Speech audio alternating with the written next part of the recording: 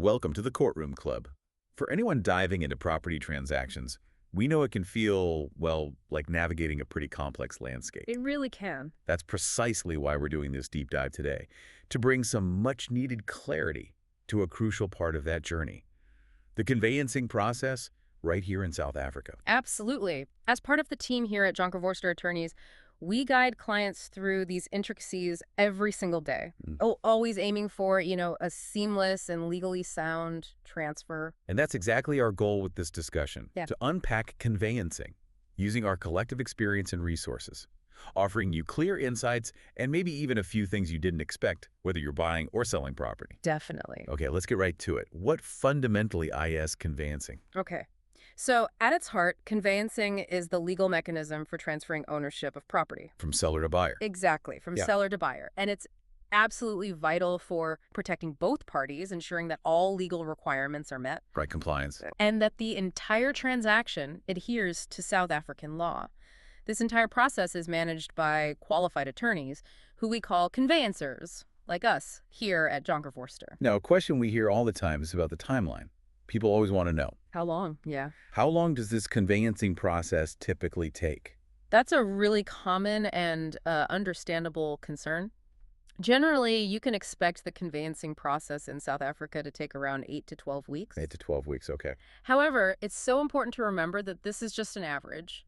The actual duration can vary quite a bit depending on several factors. Right, so no two transactions are exactly alike. What sort of things can speed things up or, cause delays? Well, several elements are at play.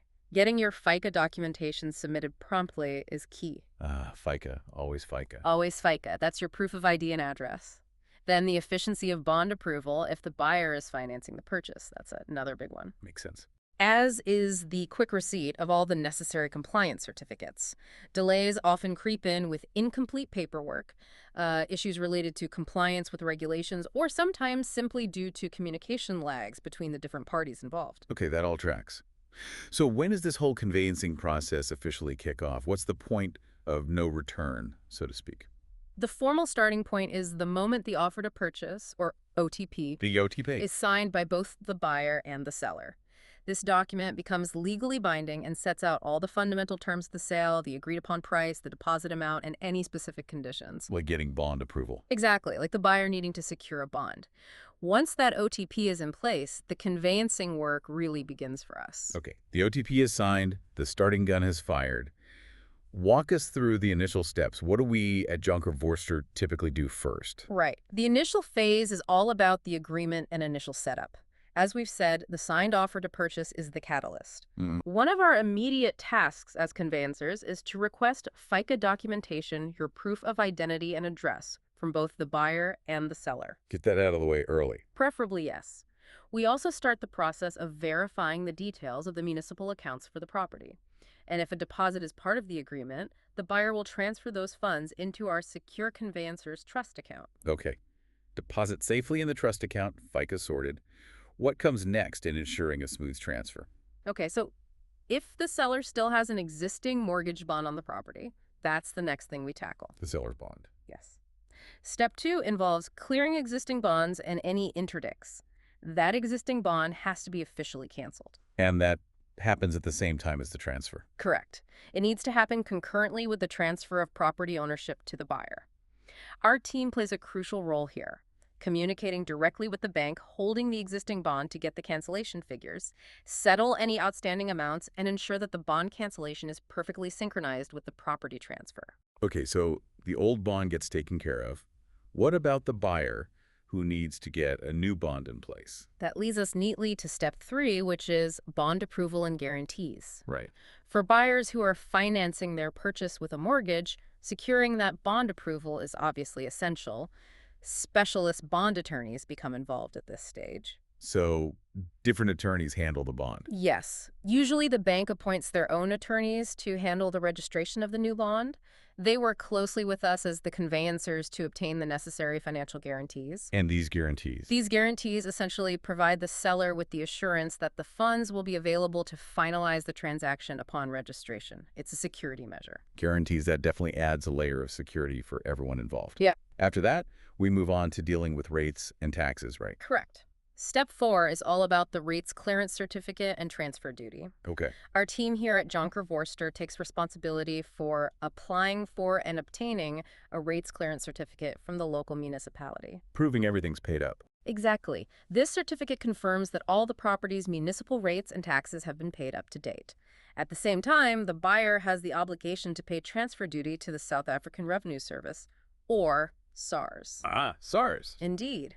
It's worth noting that in some instances, SARS might request an independent valuation of the property to verify its value for transfer duty purposes. Okay, so the financial aspects are being addressed. Rates, transfer duty. Now, we always advise our clients about the importance of those compliance certificates when selling a property. What's the real deal with those? Step 5 is absolutely vital. Compliance certificates. These are non-negotiable for ensuring that the property meets specific safety standards and complies with legal regulation. You can't transfer without them. No. Without these, the deeds office simply cannot process the transfer. The typical certificates include an electrical compliance certificate. The ECC? Yes, the ECC. A pest or beetle certificate, which may be required depending on the area and the terms of the OTP. Coastal areas, often. Often, yes.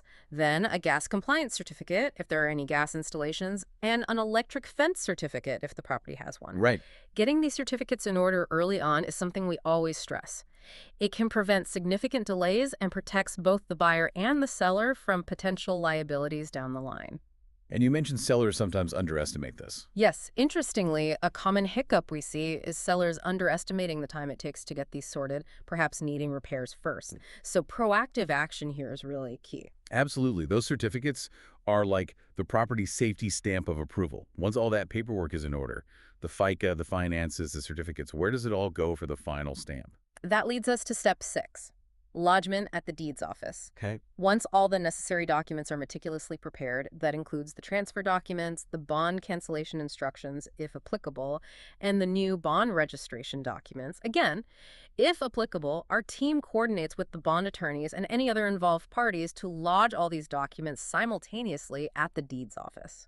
The deeds office. That's the central point where everything converges, isn't it?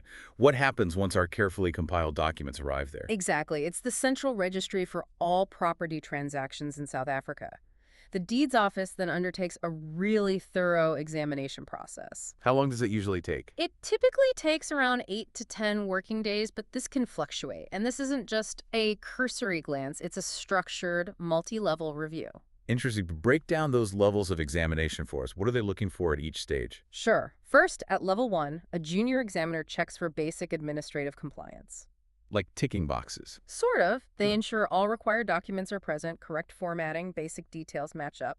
Then at level 2, a senior examiner conducts a much more in-depth legal review. Checking the legal side. Precisely. Verifying the legal accuracy of everything, ensuring the transaction complies with all relevant property laws and regulations.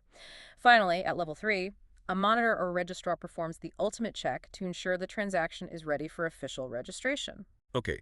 3 levels of checks. Yes, and it's important to know that if any discrepancies are identified at any of these levels, even something seemingly minor, the entire batch of documents can be sent back. Rejected. Yes, returned for correction and relodgement, which, as you can imagine, can lead to frustrating delays. What kind of things cause rejections? Oh, various things.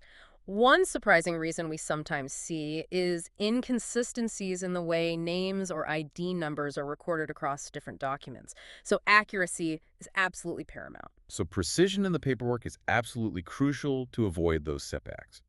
Assuming everything gets the thumbs up at the deeds office, what's the next milestone? The big one. Step 7 is registration and payment of proceeds.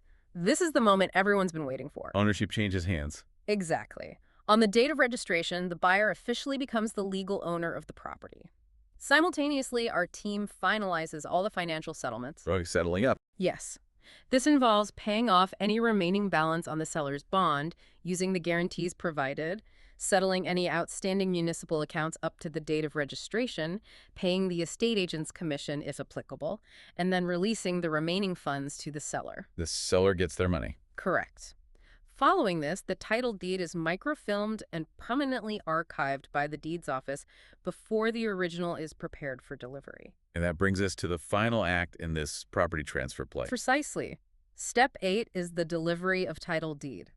Once the deeds office has completed all the necessary processes and endorsements, the original title deed, And proof of ownership. the proof of ownership, yes, and the bond documents, if there's a mortgage involved, are returned to us, the conveyancers. We then ensure they are delivered safely to the new owner, or if there's a bond, usually to the bondholder, the bank, for safekeeping. Phew.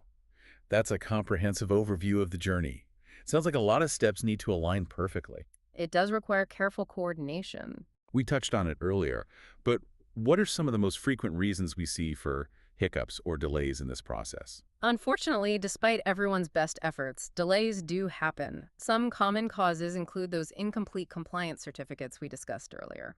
Getting those sorted late. Yes, or finding issues that need fixing. Also, outstanding municipal rates and taxes that need to be cleared before the rates clearance certificate can be issued. That can hold things up. Right. The municipality needs to be happy. Exactly. And at times, general backlogs at the deeds office due to a high volume of transactions can slow things down. Beyond anyone's control, really. To some extent, yes. Errors in the title deed itself that need correction, or documents being rejected by the deeds office examiners for corrections, as we just mentioned, also contribute to delays. Sometimes, even something as simple as slow communication between parties can add unnecessary time to the process. It really highlights how important it is for all parties, buyer, seller, agents, attorneys, to be responsive and organized. Absolutely. Teamwork makes the dream work, even in conveyancing. Now, you mentioned the deeds office is the cornerstone of this process. Can you elaborate a bit more on its critical role? Why is it so important? Absolutely. The deeds office is the vital government institution responsible for maintaining and updating all records of property ownership in South Africa. The official keeper of records. Think of it as the official and permanent record keeper for all land and property. Their meticulous role during the conveyancing process is to thoroughly examine every single lodged document to ensure that each transaction is legally sound and registered in accordance with the law. So they're the gatekeepers ensuring legality. Precisely.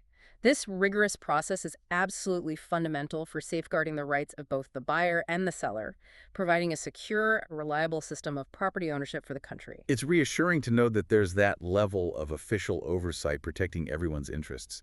Now, a significant question for buyers is always about the deposit they pay. It can be a large sum. How is that handled throughout this conveyancing journey? Yes, the deposit is indeed a key aspect, and handling it correctly is paramount.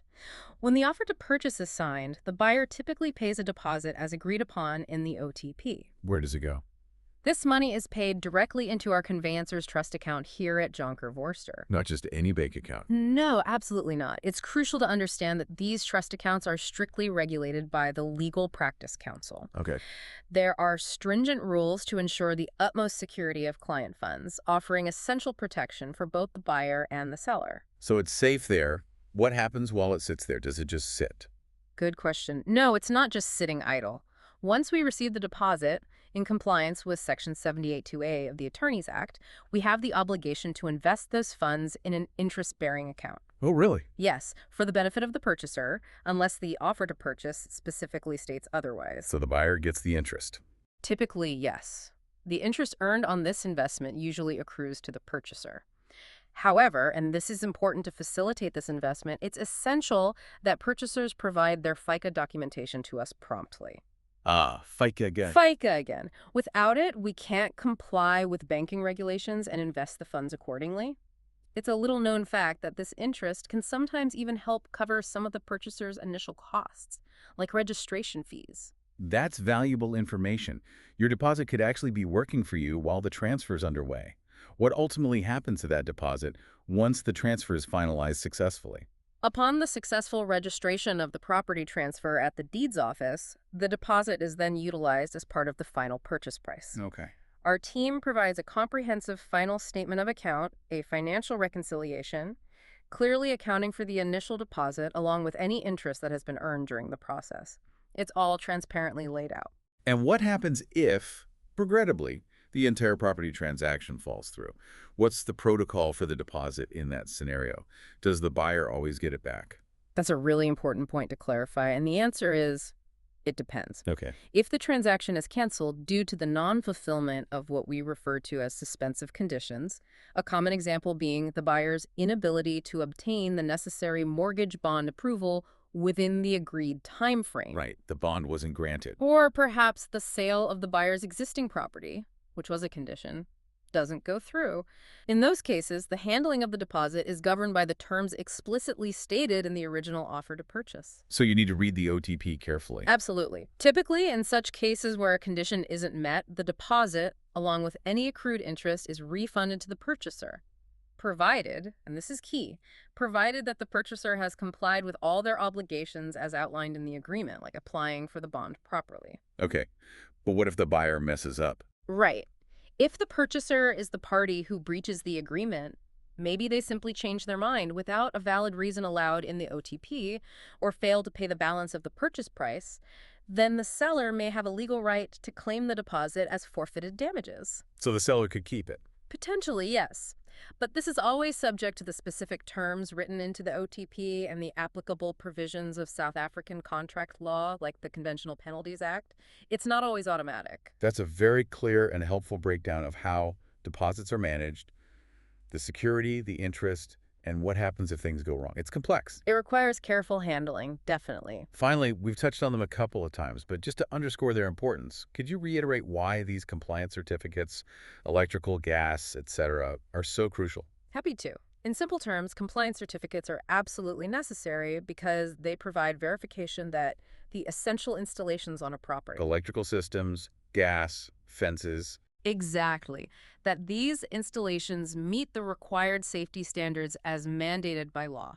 They are a legal prerequisite in South Africa for the transfer of property ownership. No certificate, no transfer. Essentially, yes. Without these valid certificates being provided by the seller, the DEEG's office will not permit the transfer to proceed. They protect the buyer and ensure minimum safety standards are met. So a thorough understanding of this entire conveyancing process is truly essential for anyone venturing into the property market, buying or selling. Absolutely. It can seem daunting, but knowing the steps involved makes a huge difference. And here at Jonker Vorster Attorneys, we pride ourselves on being that trusted guide for our clients through each and every stage. Making sure it goes smoothly. Exactly. Ensuring that their property transfer is not only as smooth as possible, but also fully compliant with all legal requirements. That's our focus. And for our listeners who are looking for that expert guidance and support with their property transactions right here in South Africa, perhaps feeling a bit overwhelmed by all this, who should they reach out to at Jonker Vorster Attorneys? We definitely encourage you to get in touch. You can contact Andre and our dedicated property law team here at Jonker Vorster Attorneys. We're always ready to provide the expert assistance you need to navigate the conveyancing process with confidence. Excellent. So, lots to think about there.